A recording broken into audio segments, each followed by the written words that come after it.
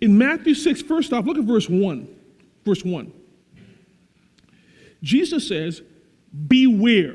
Be careful now of practicing your righteousness before men to be noticed by them. Otherwise, you have no reward with your Father who's in heaven. Now, listen to what Jesus is saying. Your righteousness will be seen by men. That's obvious. But Jesus says, don't do it out of a purpose of being seen by them. Don't do it for them. It's going to be done in front of them, obviously, but don't do it for them. Why? Because if you do it for them, God doesn't even look at what you're doing. God says, oh, well, that's you.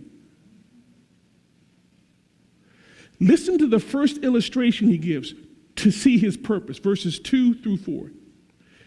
When, therefore, you give alms, do not sound a trumpet before you, as the hypocrites do in the synagogues and in the streets, that you may be honored by men. Truly I say to you, they have their reward in full. But when you give alms, do not let your left hand know what your right hand is doing. Now watch this. And that your alms may be in secret, and your Father who sees in secret will repay you. He's saying that when you act righteously in this world before God, God himself takes note. And God is going to reward you for your righteousness. Now, the whole assumption in this text is you're not doing it for the reward.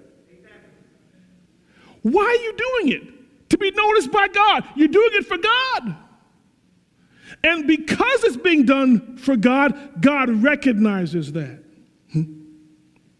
The response of the angel in Acts 10 indicates to us that living for heaven is a real thing. This is not make-believe, church. When I talk about your giving impacting your heavenly ledger, I mean it. The Bible means it. God takes note of the righteousness done for him.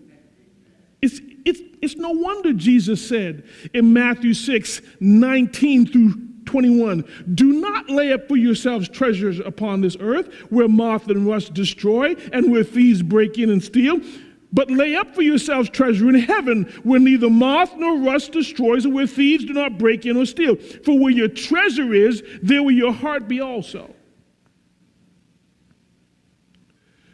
Do your righteousness not to be seen by others, do your righteousness to be seen by God.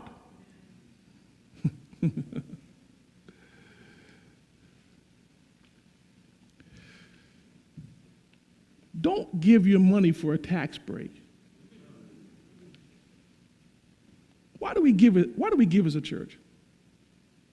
To write it off our taxes?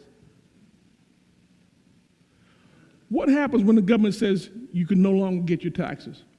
You can no longer get off taxes because of what you give to a nonprofit. Are you still going to give? Some of us are going to reduce our giving greatly. Why? Because we're not giving to God anyway. When you're praying, who are you praying for? To be seen by others? To be heard by others? Why do you come to church?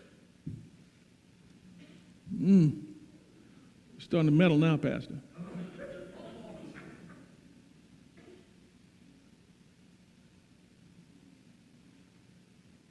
COVID winnowed out the flock. It winnowed out the flock.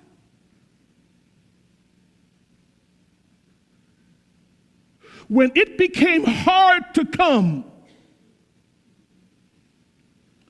when it became difficult to come, did you still come?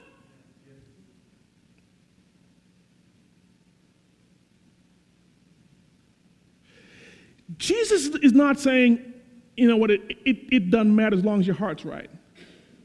That's not what he says. He says, practice your righteousness. Practice it.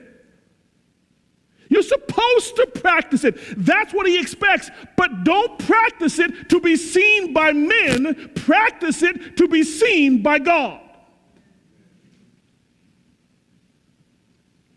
Since our Christian conduct in time weighs significantly for life in eternity, the wise thing to do is to act in such a way so as to impact your eternal existence. Don't live for this life, live for the life to come.